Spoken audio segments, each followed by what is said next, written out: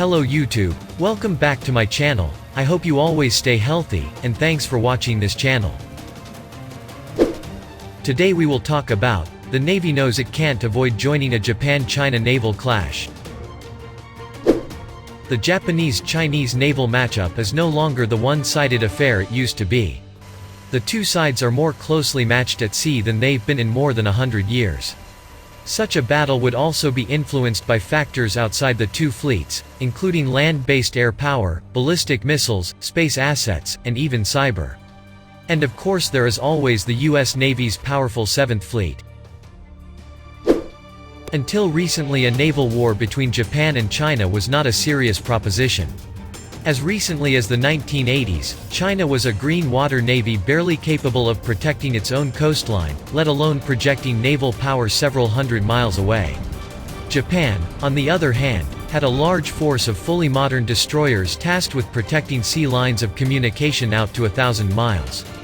As long as it stayed clear of the occasional large anti-ship cruise missile and volleys of unguided torpedoes, the Japanese Navy could easily defeat whatever China threw at it. That has changed. More than a quarter-century of Chinese defense increases have amounted to an overall tenfold increase in military spending. Beijing's defense spending, both official and unofficial, likely amounts to more than $200 billion, nearly 5 times as much as Japan's roughly $43 billion. This has had serious implications for the Japan Maritime Self-Defense Force, as its potential Chinese adversaries are now better armed and trained than ever. In considering any Japan-China naval war, we should be mindful of their respective naval doctrines. The Maritime Self-Defense Force is an almost purely defensive force, trained to escort convoys to and from Japan, conduct anti-submarine warfare, protect the country from ballistic missile attack, and conduct humanitarian operations. It is defensively armed, with relatively few anti-ship missiles and no cruise missiles. Offensive operations, with the exception of amphibious landings to take back national territory, are unheard of. While this is a noble approach to warfare, it also makes it very difficult to terminate a conflict on Japan's terms. The People's Liberation Army Navy (PLAN), on the other hand, is more open-ended in responsibilities. The PLAN has more of an offensive component, its pursuit of aircraft carriers being one obvious example. In addition to the growing number of offensive-minded aircraft carriers, PLAN warships are equipped with silo-launched YJ-18 anti-ship missiles, a launching scheme that gives Beijing's fleet flexibility in dividing its ship-mounted missile silos between offensive and defensive roles. The PLAN has also sent the DH-10 cruise missile to sea, giving it a land attack capability the JMSDF lacks. As a result, we'll imagine that in our future conflict both navies are poised against one another, with the Chinese force on the offensive and the Japanese on the defensive.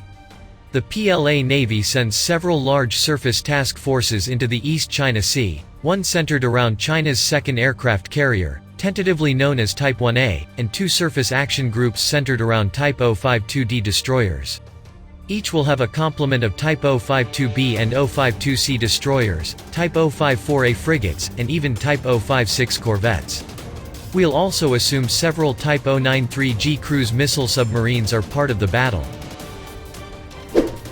On the Japanese side, we'll see 3 similar task groups, one centered around the 27,000-ton helicopter destroyer Kaga and 2 centered around Kongo-class destroyers, with accompanying Takanami and Akazuki-class general-purpose destroyers acting as escorts. Japan will also have a handful of Soryu-class attack submarines in and around the area. Who wins the matchup? The PLAN, with its ability to carry more anti-ship missiles, can bring greater offensive firepower to the battle at the expense of air defense and anti-submarine missiles. PLAN commanders will have to think long and hard what is the greater threat to their ships, Japanese surface ships, submarines, or aircraft, and budget the limited space in their missile silos accordingly. In this case, we'll assume the PLAN admirals have chosen to be cautious and decided to rely on their carrier and submarines for striking power. The 2 surface task forces will conduct diversionary operations and launch secondary attacks. The PLAN task forces still have a number of ways to strike the Japanese.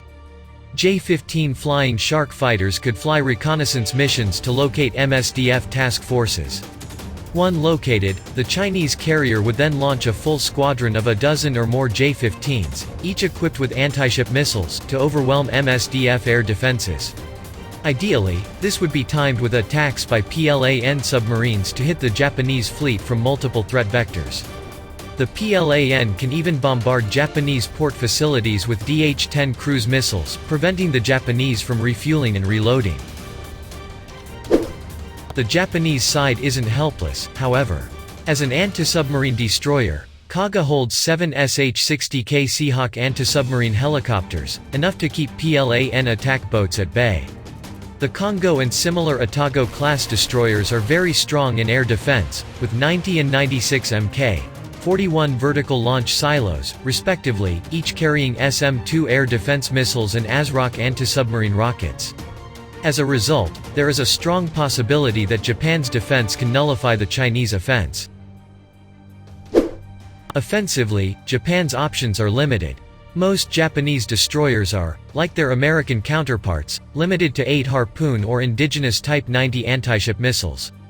This would give a surface task force of 4 ships 32 anti-ship missiles, a not inconsiderable force, but would also put Japanese ships in range of the Chinese fleet. A better idea would be to attack the Chinese fleet, particularly the 001A carrier, with Soryu diesel-electric submarines. The PLAN is notoriously weak in anti-submarine operations, and a submarine attack has the best chance of success. The Japanese-Chinese naval matchup is no longer the one-sided affair it used to be. The two sides are more closely matched at sea than they've been in more than 100 years. Such a battle would also be influenced by factors outside the two fleets, including land-based air power, ballistic missiles, space assets, and even cyber. And of course there is always the US Navy's powerful 7th Fleet.